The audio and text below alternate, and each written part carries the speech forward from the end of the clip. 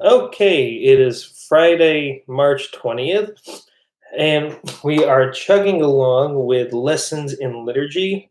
Again, this is a class where we have gone one prayer at a time from the beginning of the Shabbat morning service, and we're just going until we finish the whole Siddur.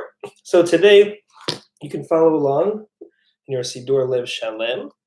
We are on page 165. And we're going to learn about Sim Shalom today. So Sim Shalom is the very last blessing in the Amidah.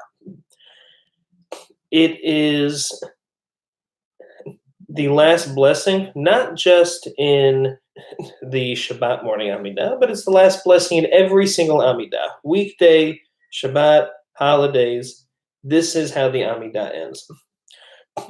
The Amidah, as we've talked about before, is a replacement for the sacrifices which used to happen in the Beit HaMikdash in the temple. And these last two blessings, Ritzei from last week and Sim Shalom this week, were done actually back when the sacrifices happened. So there would be a sacrifice, and then there'd be a prayer, Ritzei, God, please accept our sacrifice, and then that sacrifice would end with a prayer for peace. Here is our prayer for peace. The Amidah, which takes place of that sacrifice, also ends because it's taken the place of the sacrifice with a prayer for peace. Let's look at the language together and then ask what's going on here. So you can follow along, if you'd like, on page 165. It says, we're going to skip, if you look at the top of the page, there is the priestly blessing. And we're going to talk about what that's doing there a little later. But we're going to start with the language in the middle, grant peace to the world. So I'll read. It says, grant peace to the world, goodness and blessing, grace, love, and compassion for us and for all the people Israel. Bless us, our Creator, united as one with the light of your presence. By that light, Adonai, our God, you've given us a guide to life. The love of kindness, righteousness, blessing, compassion, life, and peace. May it please you to bless your people Israel at every season and at all times with your gift of peace. And then you go all the way down to the bottom. Baruch atah Adonai, who blesses your people Israel with peace. So the language of this prayer is meant to be a reworking of the priestly blessing, because it was this priestly blessing that would end sacrifices at the temple. And so the Amidah here has that prayer, Sim Shalom, but when there's a full repetition of the Amidah, we actually add the priestly blessing above it as well. So it's meant to be kind of a rephrasing of that blessing and put into kind of the blessing formula, which ends with Baruch atah Adonai. So the priestly blessing, if you can look at the top of the page, this in Israel is actually done by Kohanim anytime that we say Sim Shalom. Outside of Israel, this section is done in repetitions of the Amidah by the person leading prayers. And so that blessing is this. It says, it might sound familiar, Yivarechecha Adonai v'yishmarecha, Ya'er Adonai panav elecha v'yichuneka, Yisa Adonai panav elecha v'yasem lecha shalom. May Adonai bless and protect you.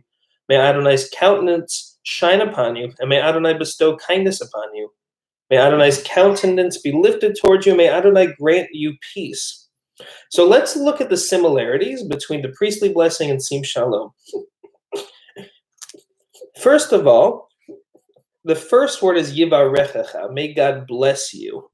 And in our prayer too, listen to how many times the word blessing comes up. In this first line, Sim Shalom ba'olam, Tova uvracha, grant blessing.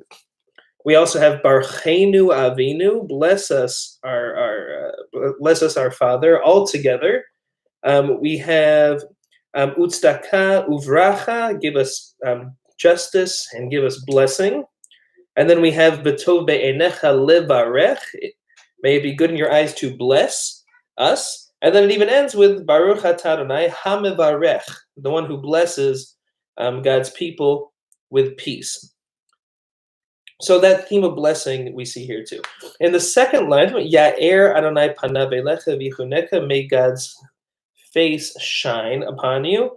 So too in Sim Shalom we have Barchenu Avinu Kulanu Ke'echad Be'or Panecha. Bless us as one with the light of your countenance. Ki Be'or Panecha, because of the light of your countenance you gave us, etc. So we have the idea of Ya'er Adonai Panav, may God's face shine. Finally, the last three words, V'yasem lecha shalom, may God give you peace. But it's not give. We actually have in this blessing peace that's given, natata lanu. God, you have given us peace. But here, it's not given. Here, it's sim shalom, which is to put peace. It is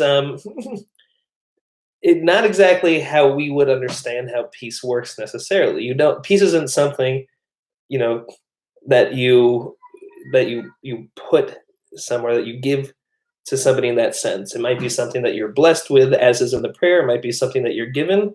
But, to place it, how is it translated here? It says grant peace.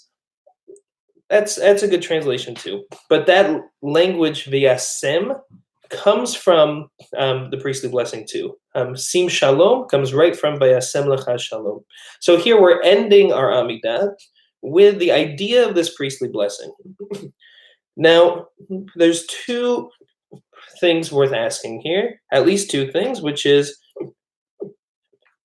one is, what is it about this unity? Here, we mentioned, bless us all together, kulanu ke'echad, bless your people Israel as one. So let's start with that. The priests, the Kohanim, when they would do the priestly blessing in the temple, they would raise their hands, they would, make, Kohen hands, and be under a talus, and they would bless all of Israel together, men, women, children, all together, whether they were righteous, whether they were sinners, as long as they were there, God commands them to bless all of Israel together. So here, that idea that we receive this blessing together from God through this priestly blessing, through this language, is also reflected here. There's a sense that Kol Yisrael Aravim Zebazeh, which is all Israel is connected to each other, and we're responsible for each other. What that means is, when a Jew has a great success, we also feel proud. When there's a Jew in the news who doesn't, live up to our communal expectations, we feel disappointed. And we also hold some burden, for the reputation of Jews. When we go out and do something and represent ourselves, we're not just representing ourselves, we're representing the whole Jewish people. What that also means is, for better or for worse, our fate is tied together, but we also receive peace together. So our blessing from God is given not on an individual level, but as Israel, we receive it all together, whether we like it or not. Second, the question I want to ask is, why peace? Why end with peace? And my favorite answer comes from Rabbi Elliot Dorff, who shares that everything that we have asked for in the Amidah, on Shabbat, we don't ask for anything in the Amidah. We are blessing God for creating Shabbat. But during the weekday, we have 13 requests in the Amidah. Requests for health, requests for bounty in our harvest, requests for protection, requests for rebuilding Jerusalem, for helping us, defeat our foes, requests for wisdom. All of that, anything we ask from God, it cannot be enjoyed, cannot be experienced if we don't have peace. That is why this last blessing for peace is so important, because this is to say, God, I've asked you for all these things. And even on Shabbat, I've asked you and blessed you for giving us the gift of Shabbat, but I cannot enjoy any of it if I don't have peace. If we don't have peace internally, if we don't have peace externally, a war-torn nation or a torn person can't enjoy the wisdom, can't enjoy health if they're fighting against something. So this last blessing for peace is important because it helps us to actually enjoy and experience everything that we just prayed for before. So with that, Shabbat Shalom. And next week, we will look at the extra paragraph that's tagged on to the Amidah. This is the last blessing of the Amidah. After you say Sim Shalom, boom, Amidah over. Then there's a moment where you can have a private prayer, and we'll talk about that next week. Shabbat Shalom.